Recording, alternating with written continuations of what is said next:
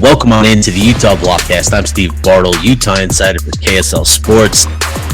Joined tonight by the guy, Josh Bennett, formerly known as Glass Half Ute, the world famous Glass Half Ute. World famous. For a small community there. for Dude, neck of the woods. I saw people like, hey, you're Bennett. You're that Bennett guy. I saw that this weekend. Stop it. You stop it. Nah, it's good to be back. Obviously, we are home. We have returned home from our trip to Waco. Good opportunity to get out, travel, and hit the road for a road game. And before we get into everything, man, shout out to the Utah fans that made it to that game. That was a really impressive outing. Utah had a great presence there, and you could see it at the end of the game, everybody getting together, just how strong the numbers were. So really impressive job by the Utah fans getting out to Waco and making a good impression. It was really, really impressive. Yeah, absolutely. They were loud. They were there. They were there early and late. I think everybody kind of had like their own version of a trip to Texas too, right? Yeah. Like, what barbecue place did you go to? What did you get at Buc-ee's? Are you staying in Baylor? Are you staying in Austin or in Waco? Are you staying in Austin? Are you staying in Dallas? Like, it was just like, everybody kind of had their own flavor of a trip to Texas. But Yep. Yeah, it was your first time to Waco. How was it, man? yeah, no, first time to Waco. I've been to all the major cities in Texas. Actually, I need to go to San Antonio. But anyway, been to Texas several times. Never been to Waco. Driving in, coming over the bridge and seeing the Foster Pavilion on the right and McLean Stadium on the left, I was instantly impressed by that. I was like, okay, and like you could just feel like the money that this university has, and no. So then I went and actually caught a basketball game on Friday. Caught the game at Foster Pavilion. They were playing Tarleton State, and it was a 9-point game with like 10 minutes to go or something. Like it wasn't like a total shellacking, but the arena was really what I wanted to see, and it was gorgeous. They cut down their capacity in half and have a beautiful arena. If you ever have a chance to check out a game there, that's a really cool spot, and maybe Utah can take some of those ideas for their next arena because it's more intimate, and it's a really good setup the way they laid that out. Chef's kiss. McLean Stadium. Also beautiful. I like where it sits on the water and everything. Good stuff. Good times. I think Baylor has a beautiful campus. The rest of Waco, not as beautiful as campus, but hey, still had fun in and around.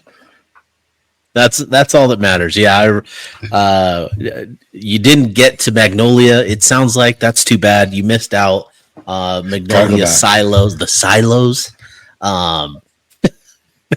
We had to do that the first time we went a couple years ago, and thankfully this game was not as hot as the one 2 years ago because that game was a doozy. And there were a few fans that were there, this weekend that were also at that game, and that was a fun topic of conversation throughout the weekend. Is running into fans that were there in 2023 and thinking back on that game. It was brutal. That game in 23 was brutal.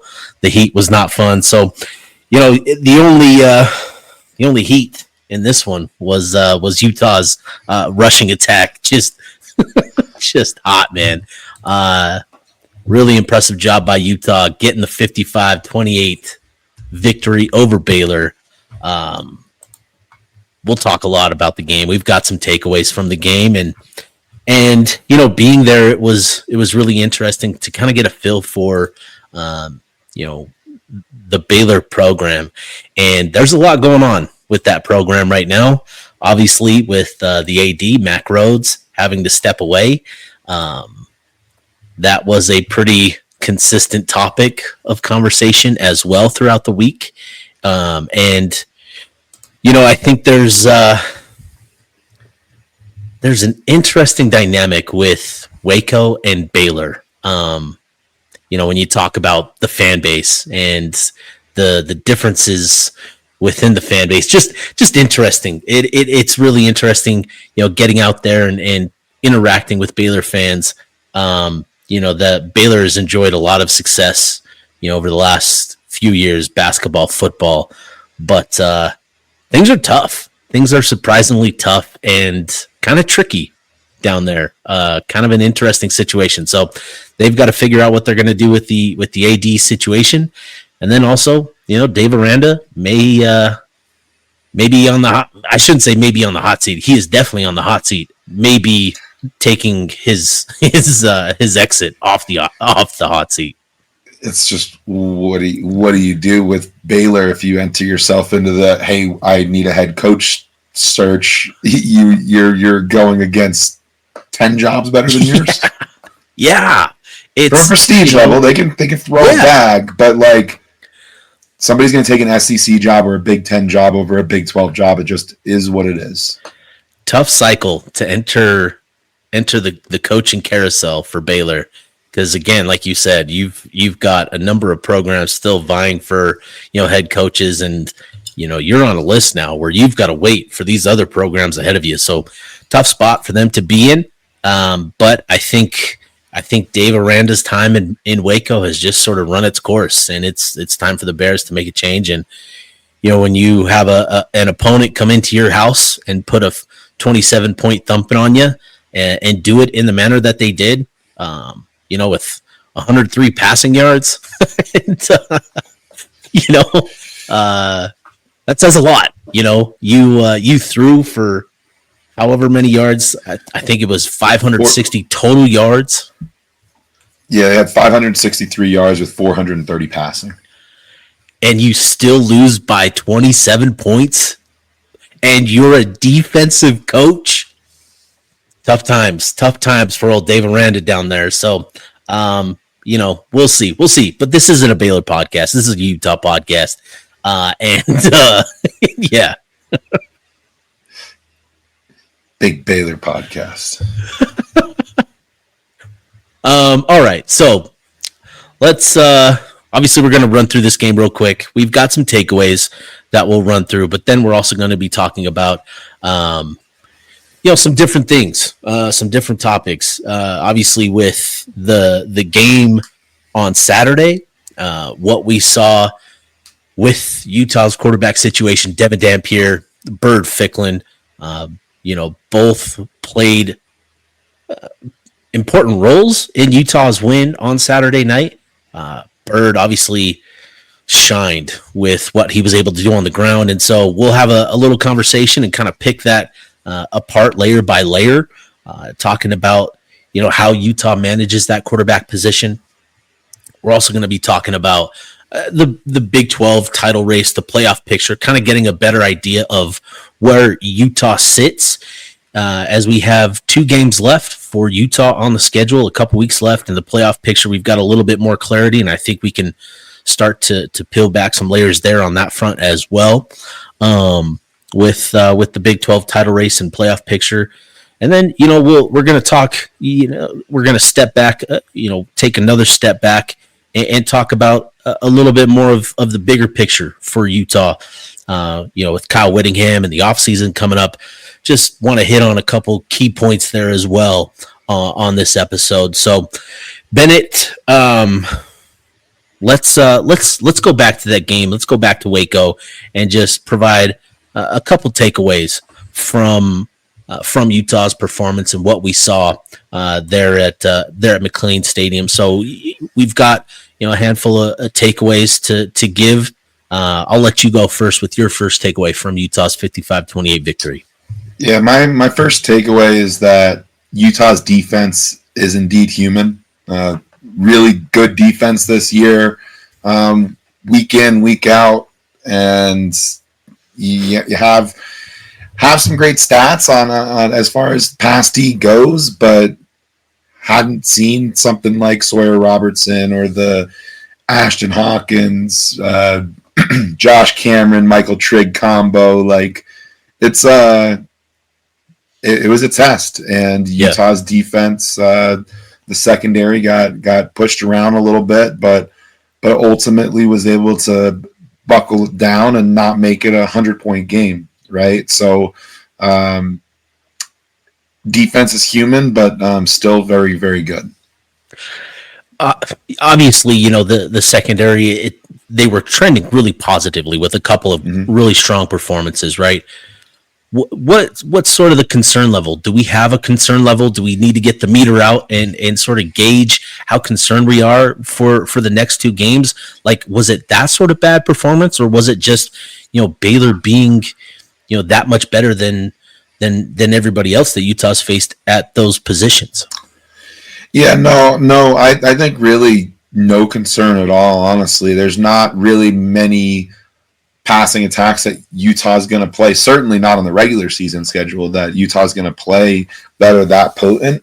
At the end of the day, held Baylor to 28 points, where one of those touchdowns came in like total garbage time.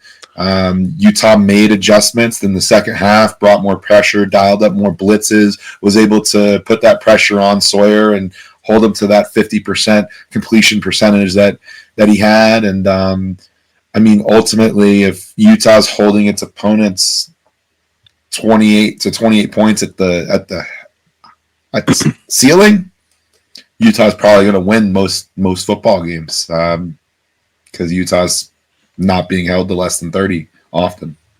Yeah, no, I think Saturday's performance was more an indication of, Sawyer Robertson and those Baylor receivers, that they're just, maybe on a slightly higher level than the quarterbacks that Utah has faced so far this season.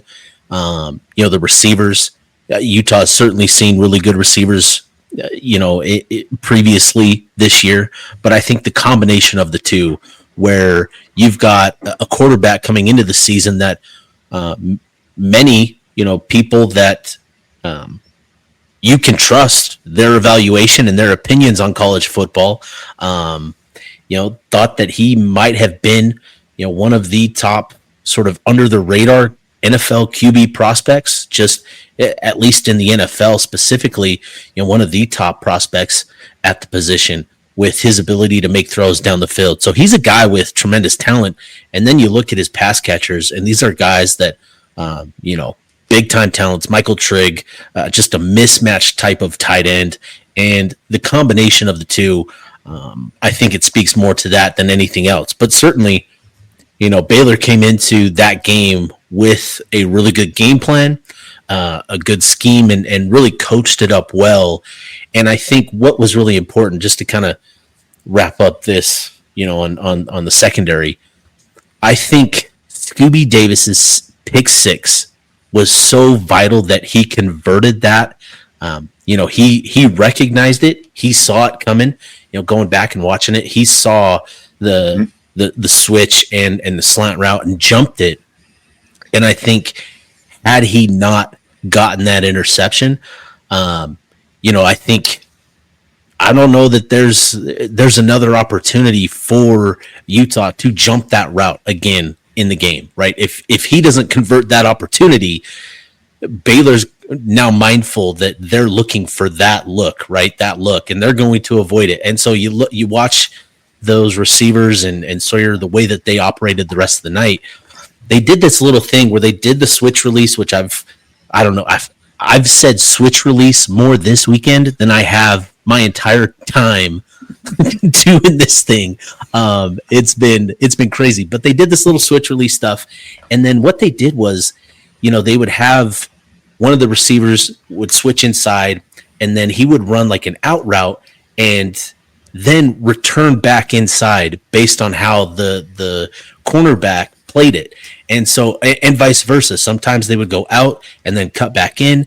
So they schemed this up really well to take advantage of, Utah's man coverage and what they were trying to do. And so I think it was really important for Scooby to capitalize on that opportunity, because I don't think Utah was going to get another chance if he didn't, because he jumped that route. And so, good on Scooby to make that play. Obviously with Scooby, we know what happened at the end of the game. Got to keep your cool. Obviously, I think there was a video that somebody put out there, a Baylor account put out there of the whole situation. He was happened right in front of him. You can see, another receiver coming in, start talking and stuff. And, for Scoob, you understand, right? You guys are down 20, you guys are down 30. Why are you talking and all that? Frustrating night because you had given up some big plays.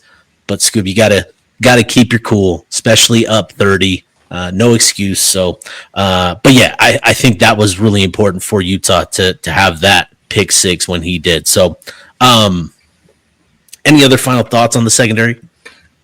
No, I just wanted more credit on that pick six. It wasn't like he was just in the right place at the right time. He sniffed that thing out like a Scooby snack. Yeah. Oh, I wanted it. You wanted that bad. I wanted that. Yeah, you wanted that. My big takeaway from this game is balance is really overrated if you're really, really good at something. And,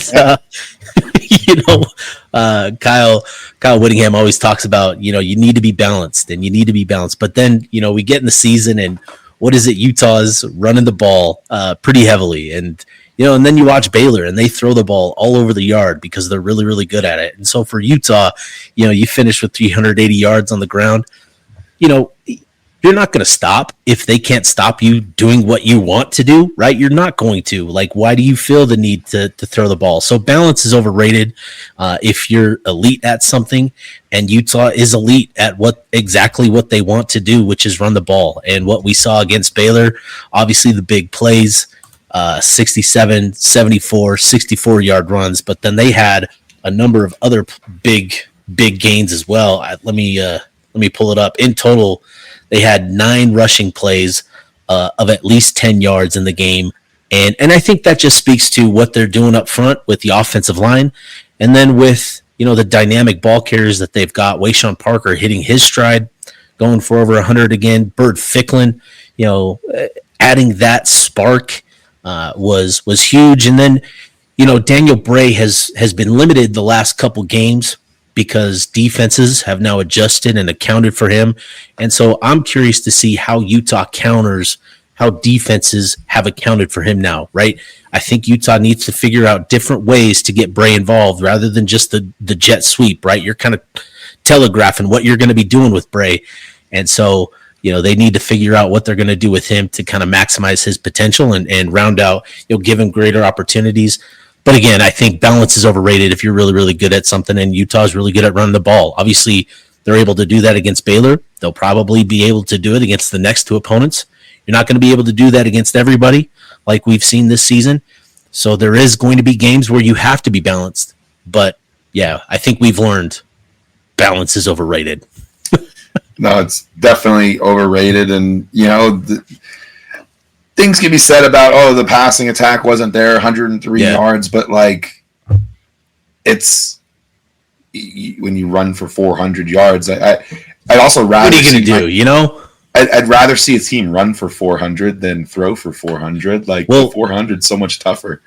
Here's the thing. I'm going to give you 2 numbers, and I'm going to I want you to tell me which was Utah's. I'm going to give you 8.2 and 6.2. Who was Utah? Utah's 8.2. 8.2 yards per play compared to Baylor at 6.2 yards per play.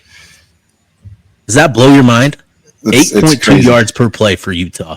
When we saw and watched Baylor throw for big chunks, big explosives through the air, Utah averaged 2 more yards per play than Baylor did in that game. So, yeah, crazy. Wait for it. Oh no. I want to see what Utah's rushing average rushing yards per attempt. I botched that whole thing. 8.8 yards per attempt. Baylor was getting 14.8 through the air. Yeah. I want to see how close that was. A little bit wider than I wanted it to be, but well, I'll tell you, if they just kept running to that right edge, they would have been averaging 20 yards a pop. They were. That's what they did average, was 20 yards a pop. They also averaged 11 yards to the left edge and then 17 yards up the middle. So pretty good balance for Utah, running the ball. So yeah. What other takeaway you got? Yeah. pop passes are fun. Those, yeah. I like those. There were two of them, I believe, last night, Yep. and one was at a really important time in the game. It's early. Utah's first two offensive possessions had ended in punts. It's 2nd and 15, so Utah's already behind the chains. It's starting to look like the offense might open up with its third consecutive punt. And then Dampier found that spark with that pop pass to J.J. Buchanan for 16 yards. And then from there, run left, run right, run wherever you want, and eventually got Baylor to sell out on the run and stop. I know where your head's at. And eventually got Baylor to sell on the run and destroyed their defense on a 30-yard play action touchdown pass to Bentley. Dude, that design was chef's kiss. Perfect. It was 3rd and 1. The Utah had run it like left and right, like 5 plays in a row after the pop pass, and it was just 3rd and 1. It's just like, okay, Utah's got to run it up the middle twice in a row and get the first down, or run it twice in a row and get the first down. Duck, dunk, easy. Dallin Bentley lining up in the backfield as a fullback and then running a little wheel route. Just right. It was great. Beautiful design, beautiful call, beautiful timing. Just great. So yeah, good stuff. My next takeaway, dude, this shirtless fan phenomenon is incredible. It's incredible. And I'm going to give the Baylor fans credit here, because that group of shirtless fans, their shirtless section was really impressive, and it changed and impacted the game in that second quarter. When they started gathering up in that north end zone, you could feel the energy impact the game as Baylor closed the half over the final 4 minutes with momentum. You could feel it. We were right next to them. The press box was right next to where they were at. You could feel the energy and how it impacted that game. Yeah, and the fans ended up like staying longer. Like there's some pictures of some really empty Baylor stadiums this season, and the fans stayed until a later point in the game because of that spark and all of that. Yeah. And I think it's so dumb. Dudes are so dumb, but also so great, because like it's the dumbest thing, and it's so awesome. Like we are simple humans. Like take our shirt off and just have a good time. That's all it is, right? That's all that these guys are doing, is having a good time. And they embraced it. They took the opportunity and ran with it. Every time they showed the shirtless gang on the Jumbotron, the energy, it got cranked up. Every time it flashed to somebody else, it could be a little baby girl on the Jumbotron. If it didn't, they would boo. It didn't matter who it was, they would boo, and then it would return to the guys with the shirts off, and they'd get amped. And again, it impacted the energy and feel of that game. And I think having a dedicated section of fans that are just raucous like that, just providing juice and energy like that has been so phenomenal. And I go back to the mighty Utah shirtless section a couple games ago. Having that, even up in the upper section of the student section, having that group up there, late in that third, fourth quarter when they started getting going, like having that group sustaining the energy to the finish line was phenomenal. And so I threw it out last night on the live stream reaction. I'm throwing it out again, but I'm sending out the challenge to the mighty Utah students shirtless section to show up Saturday. You're going to get some sun. You're going to get a tan. You're going to be, it's not going to be frigid. So I hope the mighty Utah shirtless section shows up and the dudes freaking rock it. Tarps off, baby. Very impressive section by Baylor. No lie, that was the biggest gathering I've seen. And then shout out to Utah fan Oliver, who I actually met at the game, but he was down as a Utah fan, he was in their shirtless section, jumping up and down, wearing a Utah hat, and they embraced him. They didn't care that Utah was winning a lot to kind of a lot, but not a lot as a lot. No, it was it's just cool, and I totally agree with you. It's one of those things that, you know, we're simple creatures, and it's one of those things that makes college sports fun. It really is. It's been so fun to see this. You know, Utah started at Oklahoma State of all places this season. Like, that's where this began. That's the origin of this thing, and it's been so cool. So, anyways, enough about shirtless dudes. Final takeaway. What you got? Yeah, Jason Beck is a run game mastermind. Like, at this point, like, there's just no way around it. Like, teams know that Utah wants to run the football. There's a lot of different things that you can do to make it really easy to stop the running of the football. But between what he's doing and what Harding's doing with his blocking schemes and things, it's disgusting what Utah's doing in the run game right now. It really, really is disgusting. And in those moments where people want to see more yards through the air, just know that what Utah's doing right now on the ground is absolutely incredible. It really is special, like what they're able to do. Everybody knows Utah wants to run the ball, and they're still putting up just ham numbers, dude.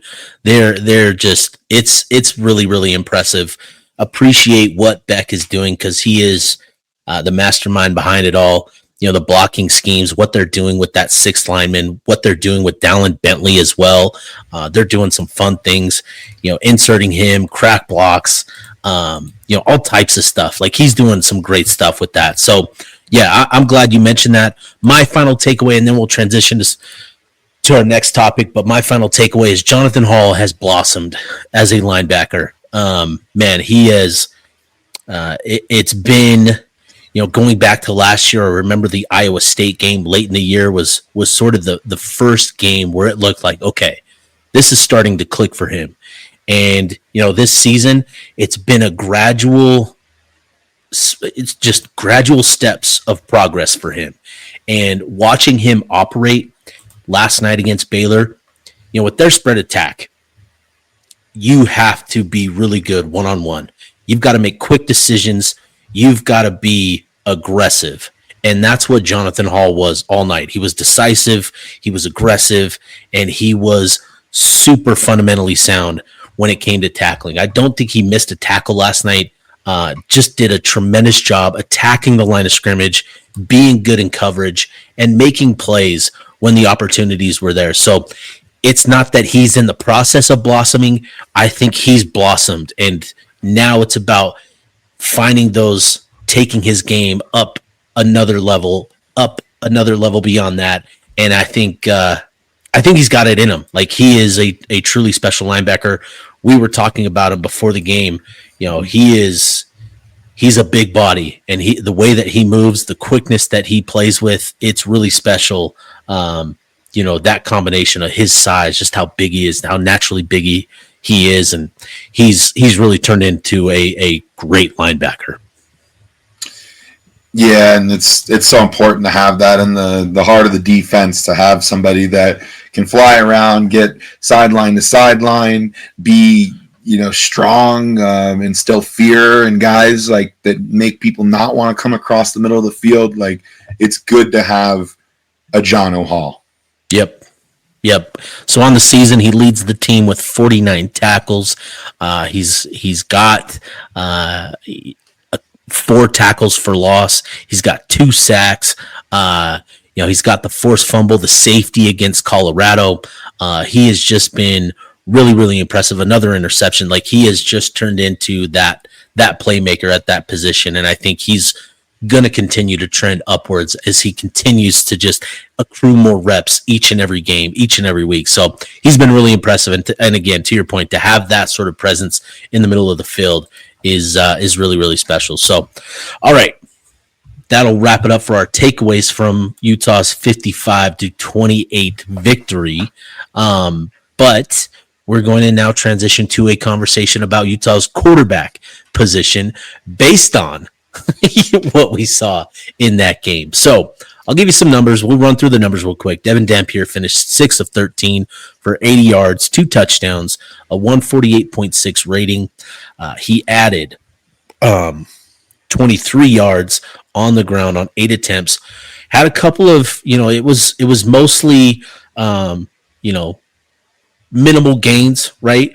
Weaving his way through the line of scrimmage, but he had a big run there where he had a pretty impressive stiff arm. And so did enough through the air. But Bird Ficklin came in and just immediately changed the game for Utah. He finished with 166 yards, 2 touchdowns, long of 74 and 67 yards for him on the ground, and then went 2 or 3 for 23 yards again, and had one of those pop passes, later in that game as well. So those were the numbers. What do you make of Utah's quarterback situation currently, Bennett? 2 quarterbacks are better than none. It's really nice to have an insurance policy at the most important position in sports, probably. Have 2 guys that you can trust. One that's a little more veteran, spending a little more time at the college level, a little more time in the Jason Beck system. Got another guy who's a true freshman that is certainly ahead of schedule. I don't think anybody ever doubted what Bird Ficklin's skill set is going to be, what his potential is, but definitely ahead of schedule and doing things that you don't see often from a true freshman at the quarterback position. So good stuff to have. Natural conversations to be, arise around, should Utah look at Bird Ficklin? Should Utah not look at Devin Dampier? And, things like that. And it's important to remember that everything's not as simple as what you see in a box score or in a couple moments in a game. There's a reason that Dampier is not at 100%, but still out there, and the reins aren't fully given to Bird. Still got to run an offense, still got to make certain decisions pre and post snap, and there's just some things that Dampier is still able to see that you're never going to see when you look at a box score. While it's absolutely necessary to, not necessarily warranted to be excited about Bird Ficklin, it's just make sure you're careful. Yeah, just make sure you're careful in some of the things that you're saying and the things that players read stuff, they see stuff. You don't want to put Damp out when he's that guy, but it's definitely now, to kind of wrap this tangent off, it's now what you look at is, as you approach the off season, there's gonna have to be decisions that are made, right? Like, there's going to be suitors for not just Bird Ficklin, but also Devin Dampier. There are going to be decisions that need to be made on what's the roster makeup going to be, and none of those decisions are being made right now. It's important to let both of them go out, continue to do their thing, acknowledge that Beck is able to work both of them together in a way that both are happy, and you'll see that the 2 quarterbacks are better than none is kind of where I go back to, and it's just in these next 2 weeks of the regular season, you just kind of see where things go, and then where the postseason goes, and make those decisions later. But it's a good problem to have. Yeah, and I want to start by first acknowledging the job that Beck has done with this quarterback situation, right? Because, the old adage is, if you have 2 quarterbacks, you have none. And that's because you're just, there's a lack of confidence in either one, right? You're going back and forth typically, and you're just not giving that vote of confidence. But what Beck has done, and this was something that I was informed of when Beck was hired, was that he is really good in a quarterback room. And that came from somebody that followed Beck early on in his career, with a certain program. And, he is really good with that quarterback position. And so the job that he's been able to do to manage both quarterbacks, not just manage them, but we saw it in the post game. These two have a really strong relationship. There's a good connection there. There's a friendship there that I think is unique, that shouldn't just be taken for granted. Because of the nature of the quarterback position, it's very competitive, and everybody out to get their own and look out for what's best for them. But these two have found a way to sort of work together and push each other. And I think that's special, and I think that's a credit to what Beck has done with those quarterbacks in that quarterback room. So with that, Bird has been dynamic. He's done a lot to instill a lot of optimism and confidence that, frankly, was lost last year with the quarterback around the quarterback position, right? And I think that's an exciting thing for Utah fans.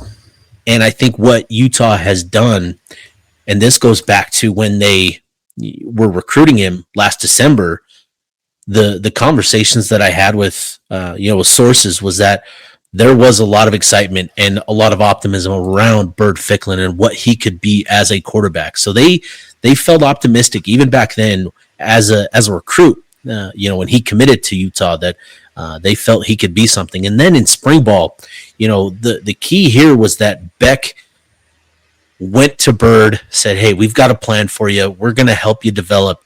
And I think that was a big thing for Bird. I talked to somebody recently that is pretty familiar with Bird's situation, and Bird loves it here. Like, he loves Utah, loves the situation that he's in, loves that this is the program that gave him a true opportunity at quarterback, and that's not lost on him. And Utah has a plan for him, for his development. And I think what we've seen this season is exactly what that plan has been, is getting him these opportunities late in games, sprinkling him in, in certain situations. This has been the ideal situation for Ficklin to be utilized this season, because it's given him a great deal of confidence in his ability as a quarterback for the future.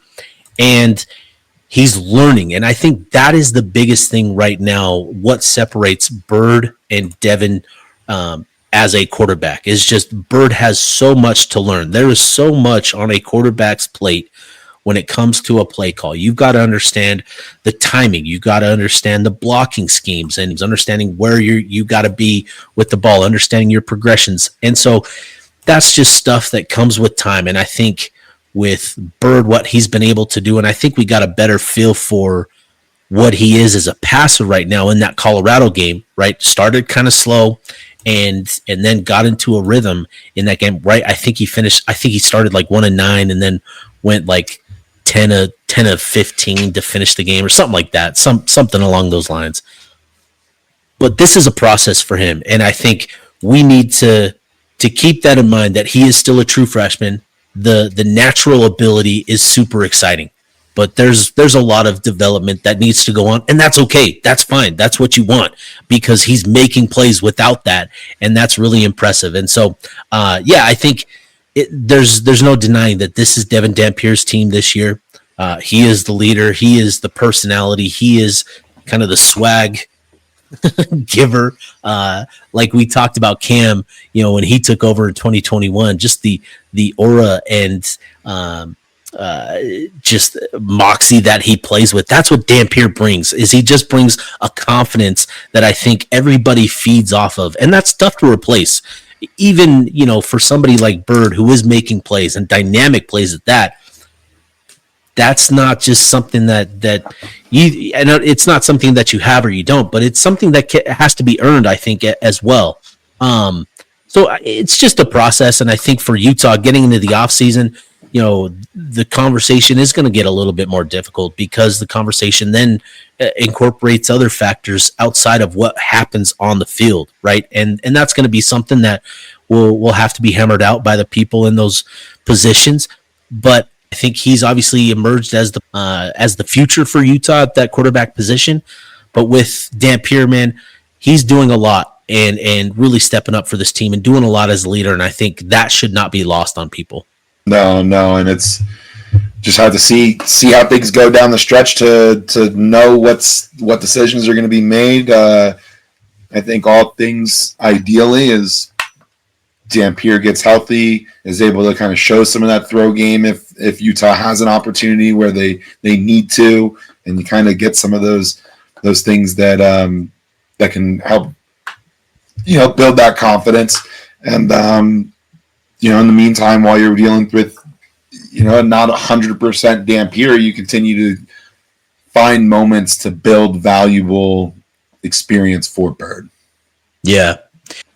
Does Utah consider giving Bird more opportunities in these final two games to help Dev get healthy in the event that, you're going to be in a Big 12 championship game. You're going to be in a college football playoff. You're going to need Dev at his best in those games. And so that's going to could be interesting. And I think Bird has done enough to maybe warrant stronger consideration in these final two games. Maybe not so much Kansas State. I think Kansas State is a bigger threat than Kansas. But still, it's interesting. Oh, 100%. All right. Let's transition to the Big 12 title, college football playoff picture. We've gotten a little bit more clarity with where Utah is at in the Big 12 title race. They sit 5-2 on the season. Sitting here, Cincinnati just lost. They're another 2-loss team in the Big 12 title race. BYU defeated TCU, and so Utah is going to need BYU to drop one more game. Bennett, just your thoughts on the Big 12 title race and where we stand right now. Yeah, it's more or less need Cincinnati to beat BYU, and then need Cincinnati to go on the next week and beat TCU. And if that happens, that's the clearest, easiest path. BYU beats Cincinnati, then you need BYU to lose to UCF. Probably not happening, especially with that game being in Provo, yada, yada, yada. So Cincinnati beats BYU and then loses to TCU. Things get weird, and Arizona State or Houston will end up in Arlington. So with that being said, I think that's probably the most likely path to the college football playoff for Utah is going to be through Arlington, and see what happens. I think I think as far as like what's the likelihood, what's the early thoughts on Cincinnati versus BYU, we'll talk more into that on Thursday's show, because that's a big game for Utah implications. But early thoughts, I mean, big noon kickoffs going there. It's a night game. It's in Cincinnati. That should be a rocking environment. It's, Cincinnati's no slouch, but not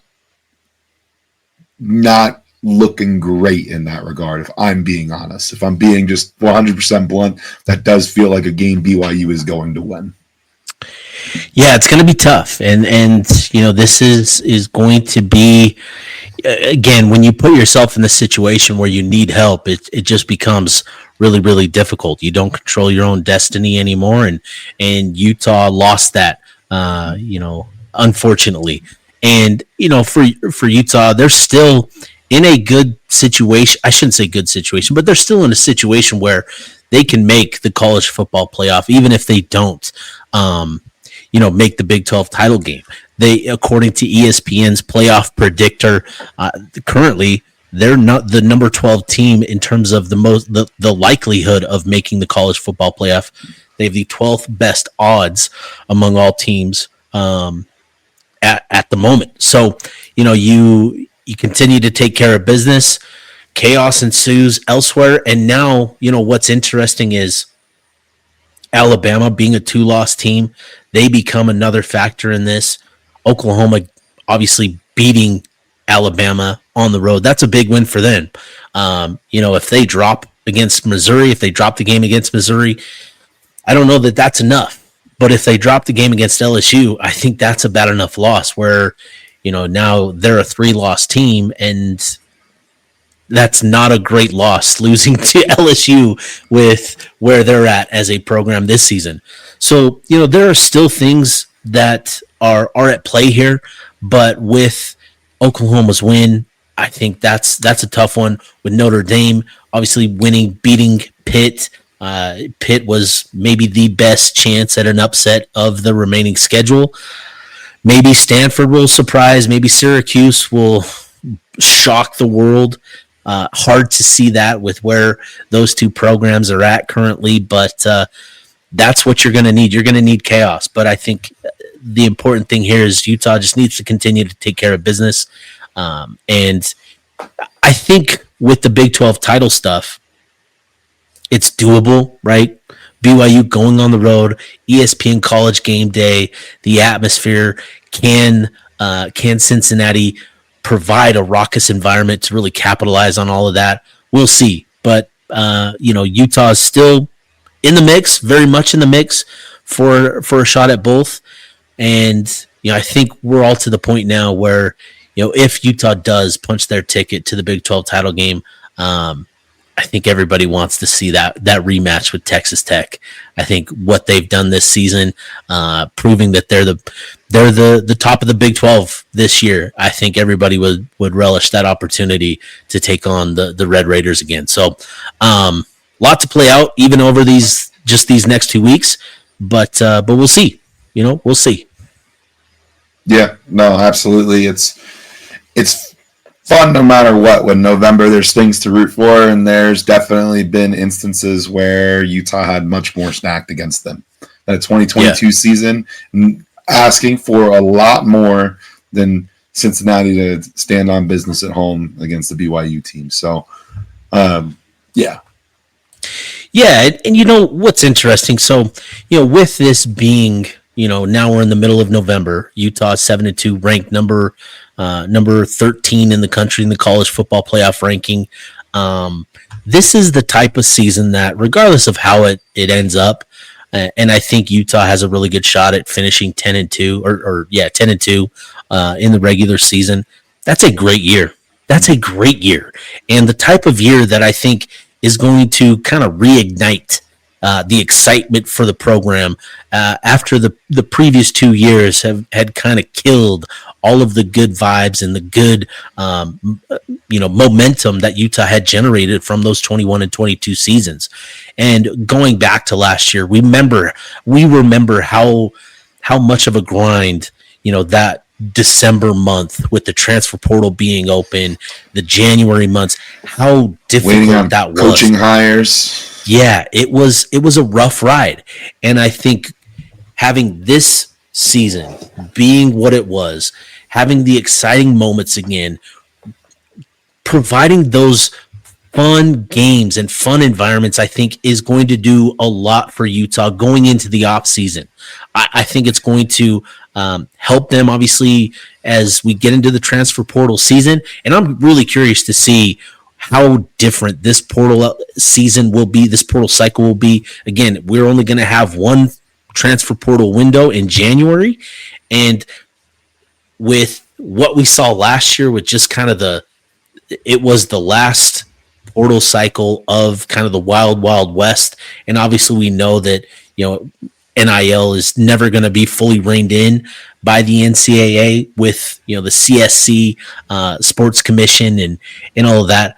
But I think there's going to be enough now where we'll see it calm down at least a little bit. Mm-hmm. It's going to be reined in a little bit. And I think for Utah having this type of season, it's going to benefit them not only in terms of the coach's ability to recruit players and sell the program, but I think there's going to be some added investment and opportunities outside of the program in terms of true NIL, because companies are going to want to support and throw money at a program that's ranked in the top 15 in the country. There's going to be motivation to support these athletes and get these personalities and these players, sponsorship deals. Like that's the type of stuff that comes when you have a season like this. And I think we're going to see that.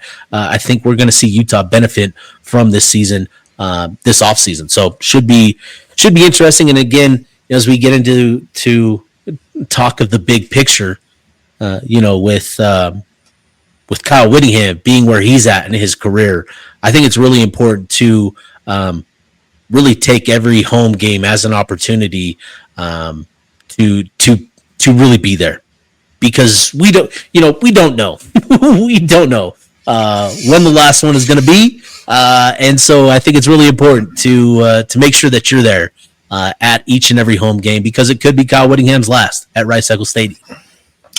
Yeah, like this upcoming Saturday, the last home game of the season, maybe the last home game of an era. Weird to think about. Yeah, it really is. Really, really weird to think about. Yeah. No, it really is. And so I hope that fans will show up, and I'm not trying to say anything. We just, with Kyle Whittingham, you just never know. And so just make sure that you're there. It being the last home game of the season, make sure that you're there, because it could be. That's all I'm saying. So it's also senior night. It's also senior night. Yeah. Support the seniors. It's also your last chance to. We're over here acting like we need to convince people to show up to Rice-Eccles like a bad Groupon or a Baylor game. Like it's 2024 all over again. No, we don't need to do that. Yeah. Just you never know. Man, who are the seniors on this team? I got to pull this up. Lander Barton is one I know for sure. Aliki Vamahi is another one. All right, here we go. Here's the list of seniors. Aliki Vamahi, Levani Damuni, Alex Harrison is a redshirt senior. Zeraway Williams, a redshirt senior. Tanoa Togiai, redshirt senior. Jaron Kump, Michael Mokofisi, Moroni Anai, Luca Caldarella, Ryan Davis, Otto Tia, Dallin Bentley, Bryce Duke, Nakeri Rogers, Blake Cotton, Lander Barton, Rabbit, but he's coming back next year. So that's your list. That's your list of seniors. It's a pretty strong group. Yeah. A lot of guys that have contributed to some big moments, and so yeah, get out to Rice-Eccles, be there early, and celebrate your seniors. Who are some of those guys that you think might walk? So, who are some of those players that you think might go out and walk out for senior day that aren't necessarily seniors? Like Spencer Fano, for example. Spencer Fano for sure. I think he'll walk. Man, Smith do Snowden? I think Smith goes? I don't know that Smith goes. And just because they come out doesn't mean that they're going to go to the NFL. It just might mean that they might go to the NFL, you know?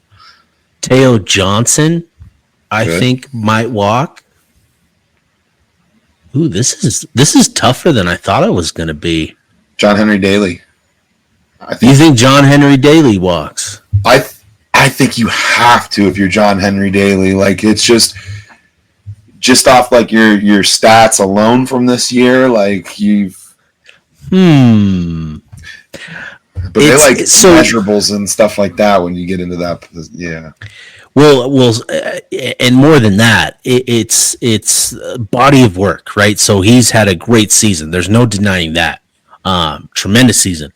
But this is it. Like, this is all he has, right? So we've got to remember that these are organizations making $1 million bets on players, and these we kind of talk about, second, third, fourth, fifth round picks like they're not valuable. They're still really valuable investments. And so organizations, they want to see a larger body of work. So JHD's had a tremendous season. I'm not trying to take anything away from him other than the fact that this is it. Like, this is all he's got, and it's tremendous, and it's put him in the conversation. But I don't know that it's enough for him to make the leap.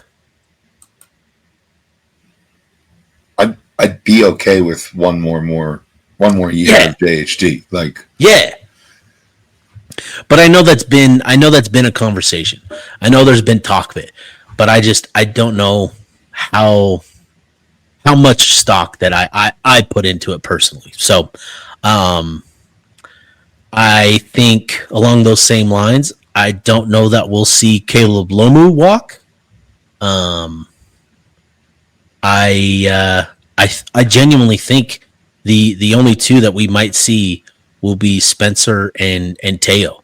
I don't think Smith has had the sort of season that would push him to make the leap to the NFL, but maybe he does. I don't know. But yeah, I think right now, I think it's going to be down to Spencer and Teo as guys that aren't seniors that walk on senior day. Yeah, I'm not seeing anybody else that draws the question. Yeah, that'll be interesting though, for sure. Yeah, so get out Saturday, show your appreciation for these players. For the coach, it's been a fun season, and I think that's been the big thing this season. It's been fun again, and I hope that fans have enjoyed it. I've hoped that they've, obviously the losses sucked, in particular, but it's still been a fun season, and it's been enjoyable. It's kind of refueled the tanks for Utah fans in a lot of ways, and I think it's going to do a lot to help the program moving forward into the future. So. Bennett, any final thoughts before we put a bow on this one? No, I just want to underline the fact that Utah didn't spiral. There's at that point in time after that loss on October 18th, from there, lay down and have a horrible season. Instead, looking at potentially wrapping up with 5-game win streak. That allows for a lot of other things, big picture, when you get into the off season. So keep having fun and just know that all of these wins do matter, no matter what Utah's postseason looks like. So, yeah. Love that. Perfectly said. So for myself, for Bennett, this has been the Utah Blockcast signing off.